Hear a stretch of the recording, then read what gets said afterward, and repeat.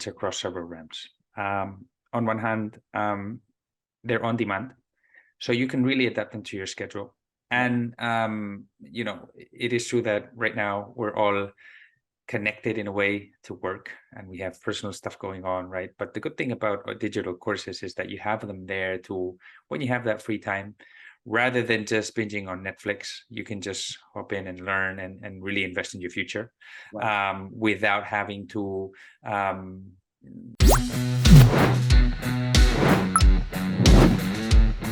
Hi everyone, and welcome back to the Sporting World podcast. And today I'm here with Jaime. And Jaime, first of all, thanks for taking the time. How's life in Spain? Ole, thank you for having me. It's an honor to join the podcast again. And life in Spain, pretty good. Can't complain. Good weather. People are getting happy because of the good weather. So all good. Absolutely. Well, it's a pleasure having you here again, as we were talking about. And of course, just before we kick things off, I just wanted to, thanks everyone that have been, following the podcast, so far 150 plus episodes, and make sure to like the video, subscribe as well, so reach that 1,000 subscribers goals on YouTube. So make sure to do that and enjoy, of course, this episode. It's going to be a lot of fun. So, Jaime, first of all, obviously, for those of you that maybe have listened to the first episode, but you're the CMO at World Football Summit. So, talk a little bit about, what are some of the key projects you're working on at the moment? Like, what are the things that are is on top of your list? Sure. I'm going to try to keep this brief. But obviously, I mean, the main thing for us is the World Football Summit events. As you know, we have our World Football Summit Europe event in Sevilla in September, 20th and 21st of September. So we're getting started on that in terms of the marketing aspects of it. We're getting ready in terms of content, getting the program ready, contacting partners, everything that has to do with getting ready for the event. We also have another event coming up in June, Football Innovation Forum. This is a smaller event in terms of attendees. It's going to be on June 9th, centered just around innovation. But then we also have, other than the events, we're doing a lot of content. So we have also have a podcast. We haven't reached the 150 episodes just yet, but we're trailing behind, so we need to catch up. We're doing social media content and basically trying to help the industry learn. That's kind of like our focus. So hopefully the content that we put out is useful. And overall, anything that has to do with helping anybody that wants to enter the industry just develop and introduce talent into the industry, which is, one of the reasons we were very happy to partner with you guys, because you're going to help us, get more talent into the industry, which we believe there's so much potential, there's so many opportunities, but we're going to need talented people to actually make those opportunities happen. And yeah, just kind of like increase the network for everybody to, have more interesting people to meet during our events. 100%. And we're going to talk about, content, education, essentially, helping the young talents. And first of all, as well, we're very, proud to be partnered with you guys and continue building, the industry, the football industry, and the new talents there, making sure that they get a lot of great opportunities. So we're proud of that partnership as well. And as you were saying, when obviously, kind of lies in the name, as World Football Summit, you're working closely with the football industry, and obviously it's where the football industry meets, which is sort of your slogan. Talk a bit about what type of key stakeholders and people, like what kind of people are typically attending the events, and obviously you mentioned different kind of events, so maybe if you can segregate a bit what type of people, what type of stakeholders in the different events that you have. Sure. Well, other than what we were just discussing, people who want to enter the industry, young professionals that want to enter, and even experienced professionals that are actually want to enter the industry because they have a passion for sports and they feel they have a good career behind them, and that they have value to add to the industry. So those would be one of the key stakeholders. But we also have decision makers coming from the main clubs, leagues, and federations from around the world, really. And across all areas of call it the sports business, you know, everything from strategy to marketing to performance, you know, anything that they have. I mean, everybody's welcome to the event. Yeah. Obviously, our speakers, now they're both they have experience in the sports industry, but they also come from businesses, you know, that are providing some sort of service or have some form of relationship with the sports industry. Yeah. Obviously, any business, big or small, that wants to get associated with an industry that is increasing and that has a lot of opportunity in front of it. So, you know, we have startups, we have multinationals, so, and everything in between, no? And finally, obviously, the media, which, you know, they help us bring, you know, more coverage to the event. And why I'm saying why I'm saying all of this is because one of the key questions I have when speaking to professionals here that want to enter the industry is that they believe the only reason or the only way to get into the industry are actually clubs, leagues, and federations, and that's not true. There are Yeah. so many other ways, and any of these stakeholders can help you get your foot in the door in the industry and just trying to get to, you know, experience on it. Right. In terms of events, it really depends. So, for example, I was mentioning before Football Innovation Forum. So what we will do is just centered on innovation. We'll just Right. contact those 5 stakeholders that may have interest in that topic. If, for example, you know, tomorrow we do an event on women's football, we would do the same, but for people that have really some form of relationship or interest in women's football. Sure. No, I mean, like it makes a lot of sense, and I think you're bringing up something very important, right? It's sort of like the variety of stakeholders that are involved in the sport industry, you know, and obviously, you know, in the either a small or larger capacity, right? I mean, like you have, you know, major sports teams, brands that are like, you know, this is their bread and butter and everything they do, right? And then you have, you know, companies that, you know, in a sense maybe, you know, are only involved in certain aspects or maybe have only a few partners or clients involved, and it just showcases, you know, just how much and many ways there is to enter the sport industry. And obviously, as you're working with all these type of stakeholders, working very closely with the football industry, what are some of the key trends like and topics on everyone's minds these days? Oof, so many, but let me just highlight a few of them. Obviously, the first one would have to be technology. For sure. Anything from artificial intelligence, so who's not talking about artificial intelligence these days, Yeah. and how it's going to impact the, you know, the game. Web3 is a big one. Where, you know, and one of the things that I'm trying to well, I'm actually realizing that is creating a lot of interest is everything related again to NFTs, to fan tokens, where you would Mm, believe towards the end of 2022, a lot of people would say, "Oh, this hype is done." right. We're seeing a lot of interest there. Okay.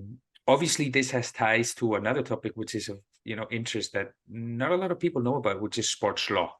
So how all these changes are going to affect from a legal perspective, Mm, and that's actually one of the profiles in terms of career that are being more demanded. Someone who's right. able to understand not only the business of sports, but the everything regarded to the legal aspects of it and how it's going to impact. Obviously, marketing. The big buzzword there is fan engagement.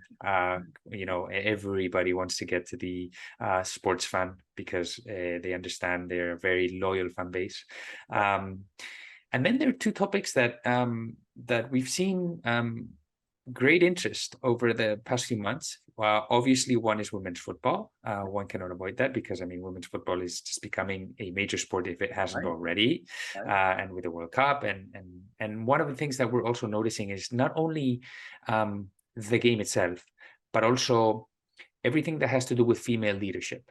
Mm, So in that regard, how can we build an entire ecosystem around the women's game, right. including leadership? Right. And then finally, sustainability. Right. Yeah. That's a big challenge.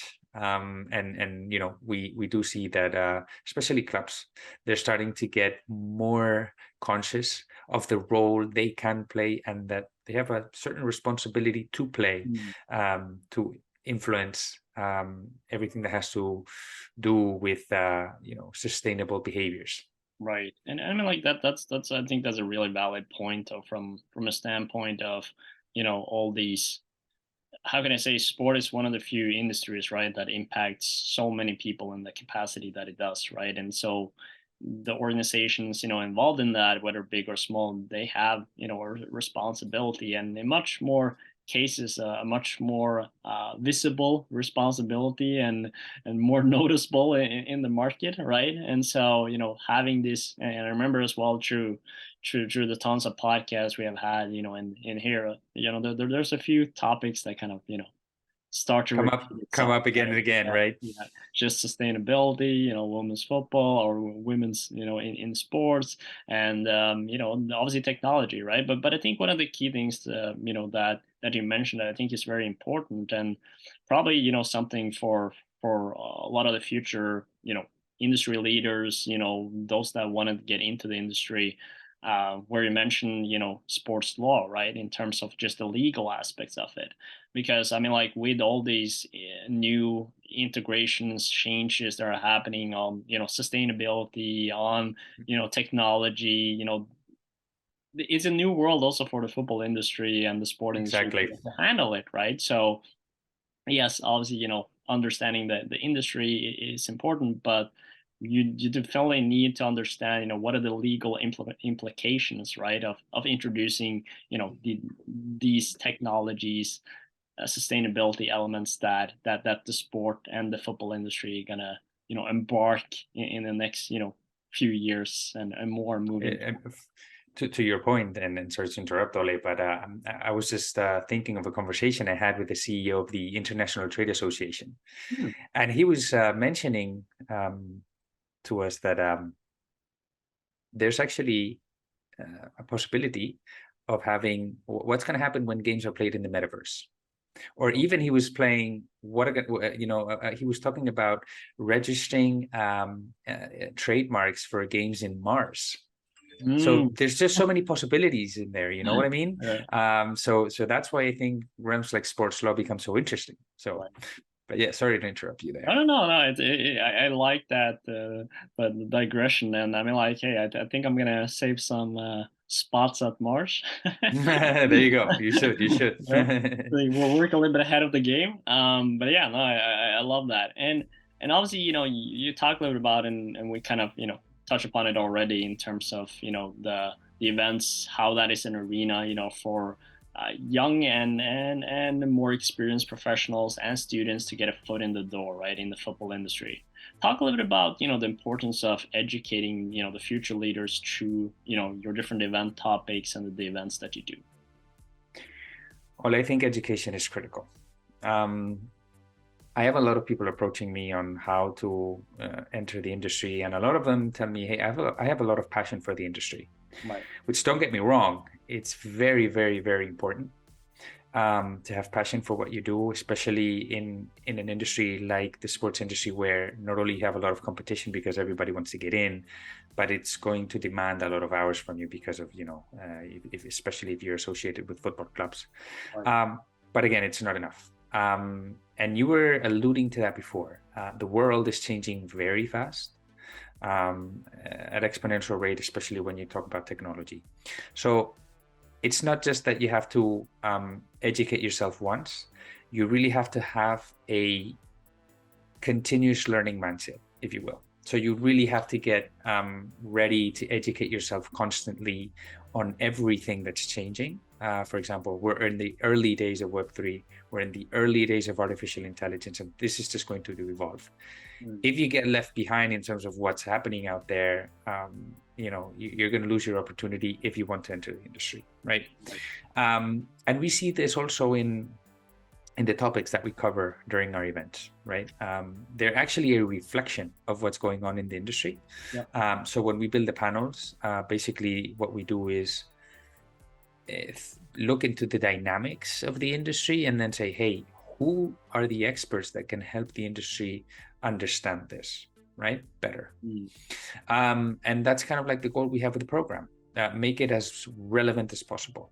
Again, it could happen that maybe we're thinking about a topic today that we need to change for the event in September. And I'm only saying this because if you think about, for example, ChatGPT, just a few months ago, it wasn't as popular as it seems to be today.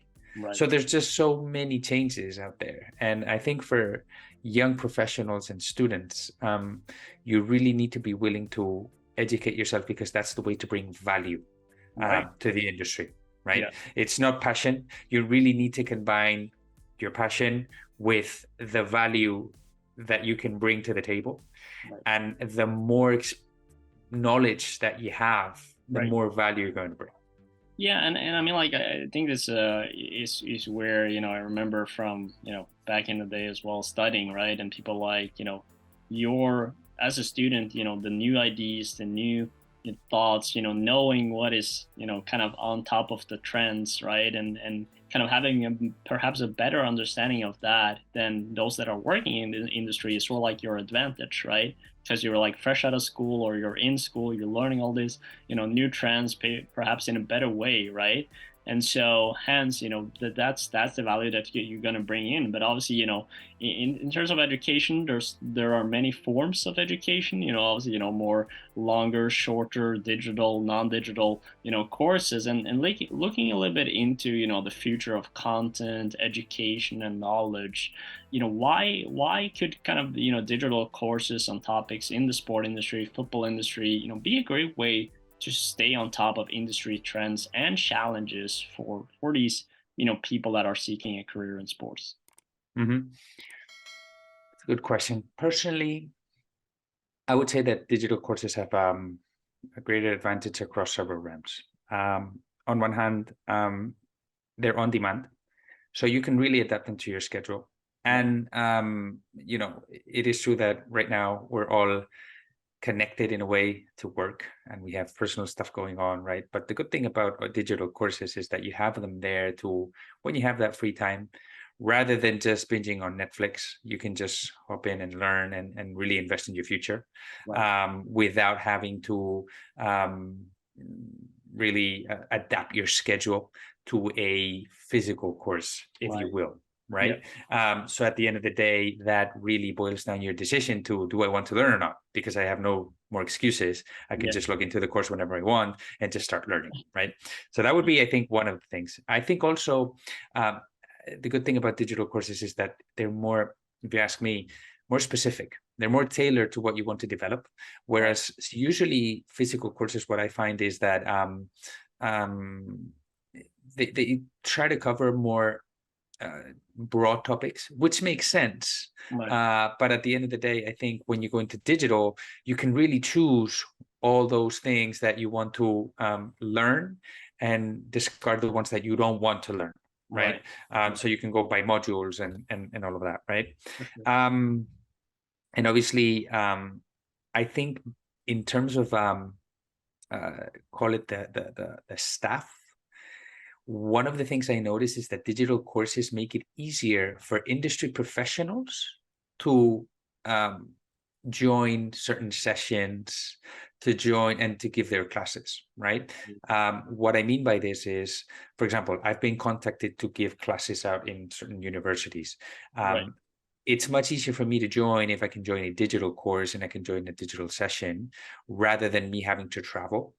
A lot of potential speakers and teachers and people that work in the industry with great experience, they have a tougher time making a room in their schedule to go to a physical course, right? Yeah. But for them to either record their session and make it available on the on the course itself, or even do a live session during the course Right. through a webinar or whatever, it's Yeah. much easier for them. So I think you get more access to people around the world even that are doing Mhm. things right, and that you can learn from. Those would be the main highlights, I would say. Yeah, I mean, like, I think it covers some really good ways of just the flexibility, right? And I think perhaps one of the things, I mean, like, of course, there's a bit range there too, but I mean, like, I think one of the key factors as well, especially for students, young professionals, is the cost, right? in many Yeah. ways, you can think about, okay, those on-demand courses, maybe they're smaller, more specific, but in often cases, they're more affordable, right? It's something that everyone can kind of take, get the opportunity to, and just fine tune the skills as you go. And at the end of the day, it's that decision, right? Of, okay, are we gonna watch an episode of Netflix or are we gonna learn something today? But that's a very good point, because it's not only the course itself, but if you have to travel somewhere to get your course, Right. that's an induced cost that you're running into it. So you avoid that as well. Right. So I mean, at the end of the day, your learning from your home is also, I mean, the friction is much less, it's much lower. Yeah. And again, it boils down to, okay, there's no more excuses. Are Um, we going back to that pandemic, meeting there you benches, go. like everyone sitting in their underwear? There you go. There you go. There you go. You can take online courses in whatever you want. Nobody's watching you. In your comfort, in your whatever you want, right? So That's true. there's Totally a lot true. of flexibility there. So obviously, before we get too off topic with some funny jokes here, I wanted to, of course, we've been talking about, trends. We've been talking about, what are some of the topics, hot topics that you're covering. And speaking of, industry trends, like lastly here, where do you see, the football event landscape go in the coming years? In terms of the football event landscape, I mean, obviously there's a lot of uncertainty, but in a good way, in Mm, terms of how these technologies are going to help,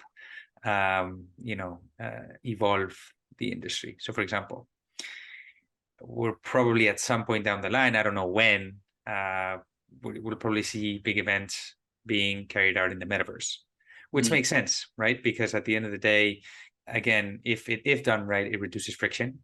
But there is one element that I think that's never going to change, and I think the pandemic kind of proved that, is that in-person events still will have value. So I'm not saying that in-person events will disappear, not at all. I think the quality of the relationships that you get in 2 days of just meeting people and connecting with people on site, right. that is not going to be replaced anytime soon.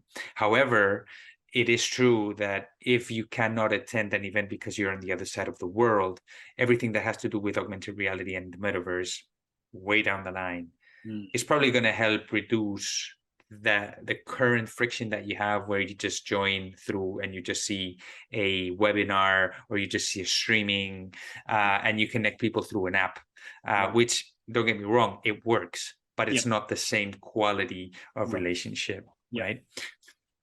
That's where I think one of the things that's probably going to happen, and to that point, I think there's going to be many more opportunities for networking, which is something we're already trying to do at World Football Summit. So how can we, at the end of the day, help everybody that's attending network better and build solid relationships that, obviously our goal and their goal is for them to last years. So yeah, that's kind of like where I see, in a nutshell, where I see everything evolving. In terms of topics, I would say that are going to be covered in events like ours is everything that's related to technology. Right. Again, as we were mentioning before, Yeah. there's going to be obviously sustainability. I think it's going to be a big one as well. And everything that I think the landscape that's going to change is everything related to fan empowerment, not engagement, but empowerment. Okay. So I think that's one of the big topics that are going to be covered in sports events around the world. That's what I would say. So Very, very hopefully, interesting times ahead, in the event space. And I mean, like, before we kind of wrap up, I guess, there's one thing I wanted to touch upon that you mentioned, and that really comes down to, just the quality, right, of the physical face-to-face event, right? The importance of the quality of the networking of, mhm, just it just proves, like, as you were saying, like the competition, obviously, for digital, like obviously the pandemic, proved a lot of, elements around this. But at the end of the day, of course, that human factor is important. But then I uh-huh, also believe that the leverage for, attending these physical events also increased, right? In a sense, I mean, like you're the expert in that, so I'm sure you can probably have some better numbers on it. But it just proves that, yes, they are valuable, but I think also that the requirement for the physical events probably went higher Hmm. after the pandemic. I don't know if you want to touch a little bit upon this. Yeah, that's what I was actually going to say. Everybody thought when we were in the pandemic that from now on physical events were gonna disappear. Right. What we've noticed is that, especially, and you were there in Sevilla in September, Yeah. the energy was just through the roof. I Right. think people were really looking forward to having those events again Right. because of what you said. When you have that in person, I mean, and I'm not saying even that in person business conversation. I think what actually creates more meaningful connections Mm. is when we're having a coffee together, or when we grab a 5-minute lunch or 10-minute lunch with somebody and you Right. have that quick conversation. Those conversations, you never know, but they take you long places. So I think the value of in-person events again is going to be it's going to be there. Mm. I think you cannot that's something that as humans we're social animals, right? and Right. and Right. that's not something that it's in our nature, and it's not going to change. Maybe there's opportunities to leverage the digital realm of it in some other form, Right. but it's not going to substitute it, I think. And another thing though, which I noticed too, and I'm sure like a lot of people notice being there, and it's just how can I say, it's you see a lot of the same people in a sense that you Yeah. kind of work with, right? So people that maybe over the pandemic we had a lot of digital meetings with, and then suddenly you're there face to Oh face, yeah. and so it was good seeing a lot of familiar faces, kind of building that relationship even stronger. And for those that are jumping into the industry, like attending these events over time, you kind of see, okay, there's, oh yeah, I saw that guy, that person last year. Okay, Yeah. let's kind of talk with them again, right? So you kind of like continue building that strong relationship. But it happened to us if you think about it, right? Yeah. I'm thinking, It's a before good the point. event last year, we had several conversations, we had several emails, we had several video calls. But then when we saw each other, it was like, hey, Yeah, it's like something clicked, and yeah, you even in that moment of just meeting each other in person, and you're like, oh wow, it's kind of like you make it more familiar at the right. end of the day. Yeah, It's like you make that connection, and again, and I think to your point, it's a very good one. When you know that you have that event on your calendar, yeah, you kind of plan not only business meetings with people, but also, hey, let's catch up, right? At the end of the day, I think we can't forget, and this is also something that I usually recommend people who are attending the events. Don't just be focused on meeting people from a business side, which is obviously your goal, but get to meet people for who they are as well, right? And kind of like learn more about their personal story, because people are just so interesting, if you ask me, and everybody has a story. And when you make those connections, take it away from business. I mean, you just get to meet interesting people and learn about their stories and about their origins, and that really makes it, it helps make it a tradition to attend not only World Food Summit events, but any event that you go out to. You know who you're going to meet, and at the end of the day, it's a meeting with friends that you can have once every year, which is something to look forward to, right? absolutely. Well, with that, Jaime, I would like to, thank you so much for taking the time once again to being part of the Sporting Global podcast. It's been a pleasure having you part of it, sharing, insights, tips, hot topics that are happening in the industry, and of course about some industry trends moving forward, both from football landscape and event landscape. So again, Jaime, thanks once again for taking the time. No, Ole, thank you so much for inviting me to the podcast. It's been a pleasure, and it's great to talk to you as always.